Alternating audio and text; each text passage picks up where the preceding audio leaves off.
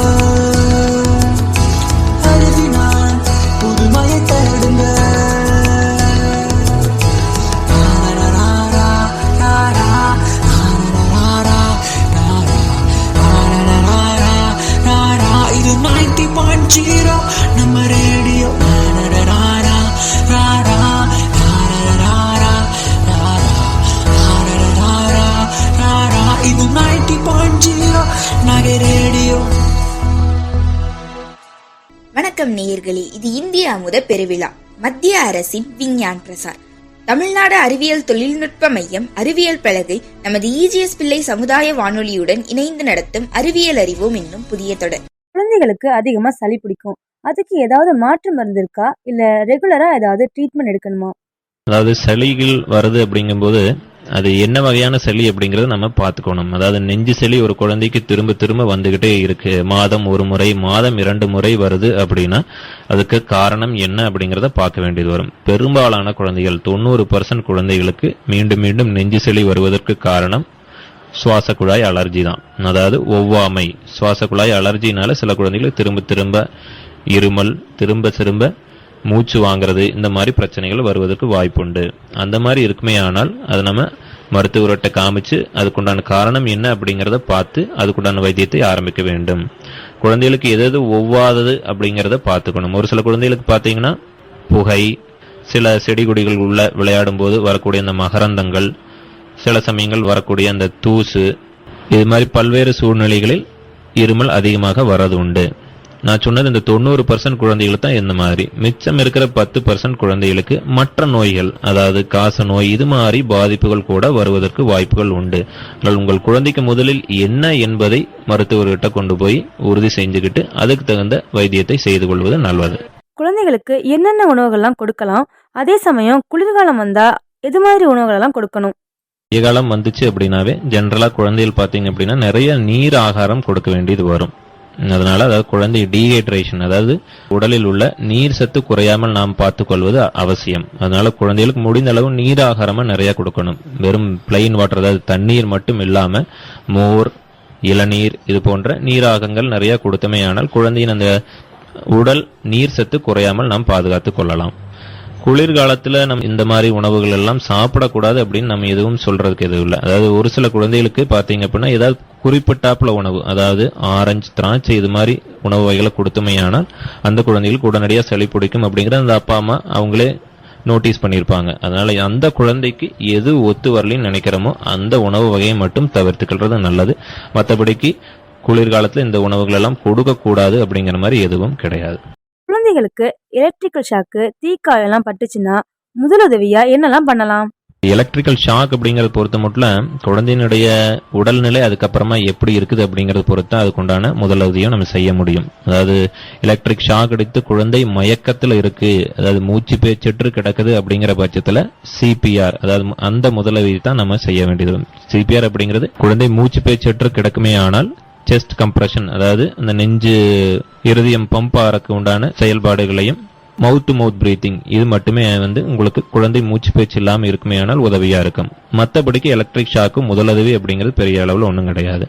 தீக்காயங்கள் படுது குழந்தைகளுக்கு நிறைய சமயத்தில் இந்த பண்டிகை காலங்களில் தீக்காயம் நிறைய படும் குழந்தைகளுக்கு. அந்த மாதிரி இருக்குமே ஆனால் குழந்தையின் அந்த தீக்காயம் சைஸை பொறுத்து தான் உங்களுக்கு.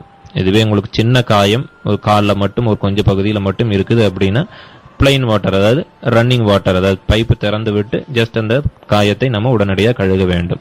அதுக்கப்புறம் அதுக்குண்டான ஆயின்மெண்ட், சில்வர் சல்ஃபடைஸ்ங்கிற ஆயின்மெண்ட் இதெல்லாம் நீங்கள் மருத்துவர்கிட்ட காமித்த பின்பு ஆரம்பித்துக் கொள்வது நல்லது. அதனால் முதலுதவி தீக்காயங்களை பொறுத்த மட்டும் பிளைன் வாட்டர்ல அந்த தீக்காயத்தை காமிக்கிறது நல்லது. பிறந்த குழந்தைங்களுக்கு கண்ணுல எண்ணெய் ஊத்துறது, சூரிய ஒளியில வைக்கிறது இதெல்லாம் நல்ல விதமா இல்ல பக்க விளைவுகள் ஏதாவது ஏற்படுமா? அதை பத்தி சொல்லுங்க சார். என்னுடைய கண் காதுகள் அந்த எண்ணெயை ஊற்றி பண்ணுறது அல்லது சளியை உறிஞ்சி எடுக்கிறேன் அப்படின்னு சொல்லிட்டு வாய் வச்சு அந்த சளி உறிஞ்சி எடுக்கிறது எதுவுமே நல்ல குழந்தை வளர்ப்பு முறை அல்ல. அதனால எக்காரணம் கொண்டும் குழந்தைக்கு கண்ணிலையோ அல்லது காதுலையோ எண்ணெய் ஊற்றி பண்ணுறது செய்யக்கூடாது. அது மட்டும் இல்லை, குழந்தைக்கு தேவையில்லாமல் பார்த்தீங்கன்னா நிறையா பேர் ஏகப்பட்ட எண்ணெயை ஊற்றி அதுக்கப்புறமா குழந்தையை குளிக்க வைக்கிறது உண்டு. குழந்தையின் சருமத்திற்கு ஆர்டினரி சோப் ஒன்று போட்டு தலைக்கு வாரம் 2 முறை மட்டும் ஒரு ஷாம்பு போட்டு குளிக்க வச்சிங்க அப்படின்னாவே போதும். தேவையில்லாத இந்த எண்ணெய்களெல்லாம் போடுறதுல எந்த பிரயோஜனமும் இல்லை, பிரச்சனைகளும் நிறையா வர்றது உண்டு. உணவு முறைகள் பார்த்தீங்கன்னா நம்ம சாப்பிட்ற உணவு கொடுக்கலாமா இல்லை அதுக்குன்னு ஏதாவது தனிப்பட்ட உணவு முறை இருக்கா? இப்போ பால் ரொட்டிலாம் கொடுக்குறாங்க, அது நல்லதா இல்லை இயற்கை முறை உணவு சிறந்ததா? இதில் ஒன்றும் மாற்று கருத்தே இல்லை, இயற்கை உணவுகளே சிறந்ததாகும்.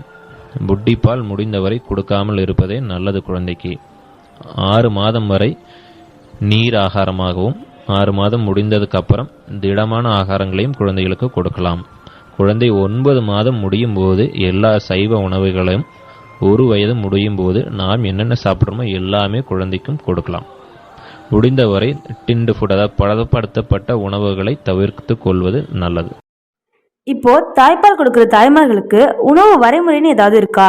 தாய்ப்பால் கொடுக்குறவங்க எல்லாம் மாம்பழம் சாப்பிடக்கூடாதுன்னு சொல்லுவாங்க, அது மாதிரி ஏதாவது இருக்கா சார்? அதாவது தாய்ப்பால் கொடுக்கும் தாய்மார்களுக்கு நம்ம சாப்பிட்றத விட குறைந்தபட்சம் ஒரு நாளைக்கு 150 கிலோ கலரியாவது அதிகமாக தேவைப்படும். அதாவது நம்ம 3 வேளை சாப்பிட்றோம்னா அவங்க குறைந்தபட்சம் 4 வேளையாவது சாப்பிட வேண்டும். மற்றபடிக்கு அவங்களுக்கு இந்தந்த உணவுகள் எல்லாம் தவிர்க்கணும், இந்தந்த உணவுகள் தான் சாப்பிடணும்னு எந்த ரெஸ்ட்ரிக்ஷனும் கிடையாது. நம்ம சாப்பிட்றத விட அவங்களுக்கு அதிக சத்து வேணும். அதனால் அவங்களுக்கு எந்த கட்டுப்பாடுகளும் கூடாது, என்ன உணவு வகைகளை வேணாலும் சாப்பிடலாம். குழந்தைகளுக்கு சளி பிடிச்சா மூச்சு விடுறது ரொம்ப சிரமப்படுறாங்க. அந்த மாதிரி நேரங்கள்ல ஹாஸ்பிட்டல் போனா ஆவி பிடிக்கிறது இது மாதிரி பண்றாங்க. இது பண்றதால பின்னாடி பிரச்சனை வரும்னு பெரியவங்க சொல்றாங்க. ஆவி பிடிக்கிறது நல்லதா? அதுல எதுவும் பக்க விளைவுகள் இருக்கா சார்? கேட்டது மாதிரி பெரும்பாலான குழந்தைகள், அதாவது குறைஞ்சது ஒரு 100 குழந்தைகள் எடுத்தோம்னா 50% குழந்தைகளுக்காவது நீங்கள் சொன்ன மாதிரி இந்த நெஞ்சு சளி நம்ம சொல்லக்கூடிய ப்ராப்ளம், அதாவது லோவர் ரெஸ்பிரேட்டரி ட்ராக்ட் இன்ஃபெக்ஷன் வர்றது உண்டு. ஒரு சில குழந்தைகளுக்கு மூச்சு வாங்குவதில் சிரமம் ஏற்படுகிறது. அதாவது இந்த நெஞ்சு சளி அல்லது எல்லாரையினால உங்களுக்கு வீசிங் போன்ற தொந்தரவுகளும் வருவது உண்டு. அது அந்த குழந்தையினுடைய நிலைக்கு ஏற்ப மருத்துவரின் முடிவுகள் இருக்கும். சில சமயம் அதிகமாக மூச்சு வாங்குவது இருப்பேயானால் பிள்ளைங்களா வாங்க சாப்பிடலாம். அம்மா அக்கா சாப்பிட வரமாட்டான், நேற்றுலேருந்து எதை யோசிச்சுக்கிட்டே இருக்கா. அப்படி என்ன யோசிச்சுக்கிட்டு இருக்கா? அது ஒன்றும் இல்லைம்மா, நேற்று எங்கள் சயின்ஸ் டீச்சர் பாடம் நடத்துனாங்க. அதுலேருந்து எனக்கு நிறைய டவுட்ஸ்லாம் வருதுமா. அப்படி என்ன உனக்கு டவுட்ஸ் எல்லாம் வந்துட்டு இருக்கு? கிரகணத்தப்போ ஏன் யாருமே எதுவுமே சாப்பிடக்கூடாதுன்னு சொல்கிறாங்க? நாய்க்கு ஏன் நாக்கில் வேர்க்குது? அம்மாம்மா எனக்கும் அதே மாதிரி டவுட் இருக்குமா. மாங்காய் ஏன் புளிக்குது, மாம்பழம் ஏன் இனிக்குது? எனக்கு 2 கால் மட்டும்தான் இருக்குது, பூரானுக்கு எத்தனை கால் இருக்குது? அட இவளுகளுக்கு என்னென்ன தோணுது பாரு. வணக்கம் நேயர்களே, இது இந்திய அமுத பெருவிழா, மத்திய அரசின் விக்யான் பிரசார், தமிழ்நாடு அறிவியல் தொழில்நுட்ப மையம், அறிவியல் பலகை நமது EGS பிள்ளை சமுதாய வானொலியுடன் இணைந்து நடத்தும் அறிவியல் அறிவோம் என்னும் புதிய தொடர். EGS பிள்ளை சமுதாய வானொலி 90.0. இது நம்ம ரேடியோ, நாகை ரேடியோ. நெபுலைசர் அல்லது அந்த இன்ஹேலர் தெரப்பி குழந்தைகளுக்கு ஸ்டார்ட் பண்ண வேண்டியது வரும். அந்த ட்ரீட்மெண்ட்னால குழந்தைகளுக்கு எந்த பக்க விளைவுகளும் வராது. பெரும்பாலான குழந்தைகளுக்கு இந்த தொந்தரவு 7 வயது முடியும் போது இத்தொந்தரவு சரியாகிவிடும். ஆகவே இத்தொந்தரவு பின்னால் ஆனால ஏங்கல் ஆகிவிடும் அப்படிங்கிற எந்த பயமும் வேண்டியதில்லை. ஆனால் 100ல் 10% குழந்தைகளுக்கு பெரிதானாலுமே இந்த ப்ராப்ளம் இருக்கிறதுக்கு வாய்ப்புகள் உண்டு. இப்ப பாத்தீங்கன்னா பிறந்த குழந்தைங்களுக்கு கூட சர்க்கரை வியாதியெல்லாம் வருது. இது அந்த குழந்தைகளுக்கு ஏற்பட்ட சத்து குறைபாடால வருதா, இல்ல அவங்க பெற்றோர்களுக்கு இருக்கிற வியாதிகளால வருதா? சர்க்கரை நோய் முன்பெல்லாம் இருந்ததை விட இப்போதைக்கு குழந்தைகளிடையே அதிகமாகவே இருக்கிறது. பெரும்பாலும் குழந்தைகளுக்கு வர்றது இன்சுலின் டிபெண்டன்ட் டயபெட்டிஸ், அதாவது இன்சுலினால கட்டுப்படுத்தக்கூடிய டயபெட்டிஸே குழந்தைகள் மத்தியில் அதிகமாக இருக்கிறது. 6 மாத குழந்தைகளுக்கு கூட இந்த இன்சுலின் டிபெண்டன்ட் டயபெட்டிஸ் வருவது உண்டு. சில சமயங்களில் பெற்றோர்களுக்கு இருக்குமே ஆனால் இந்த நோய் குழந்தைகளையும் தாக்குவதற்கு வாய்ப்புகள் உண்டு. ஆனால் பெரும்பாலான சமயங்கள் இந்த நோய் தானாகவே தான் வருகிறது. மற்றபடி உணவு முறைகள்னாலேயோ இந்த பிரச்சனை குழந்தைகளுக்கு வருவது கிடையாது. இதை நம்ம மியூட்டேஷன் அப்படின்னு சொல்றதும் குழந்தைகளினுடைய மரபணுக்களில் ஏற்படக்கூடிய சில மாறுதல்கள்னால இந்த ப்ராப்ளம் குழந்தைகளுக்கு வருவது உண்டு. இது பரம்பரையா வர்றதா, குழந்தை பிறக்கும் போதே கர்ப்பப்பையில் இருக்கும் போதே இதை கண்டுபிடிக்கலாமா, இல்ல பிறந்தாதான் தெரியுமா, இல்ல கர்ப்பப்பையில் இருக்கும் போதே இதுக்கு மாற்று வழி ஏதாவது இது பண்ணலாமா?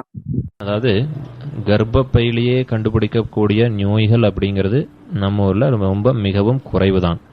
அதாவது பார்த்தீங்கன்னா குழந்தையினுடைய உடல் உறுப்புகளில் ப்ராப்ளம் அந்த மாதிரி இருக்குமே ஆனால் நம்ம ஈஸியாக குழந்தை கர்ப்பப்பையில் இருக்கும்போதே அந்த ப்ராப்ளத்தை நம்ம கண்டறிய முடியும்.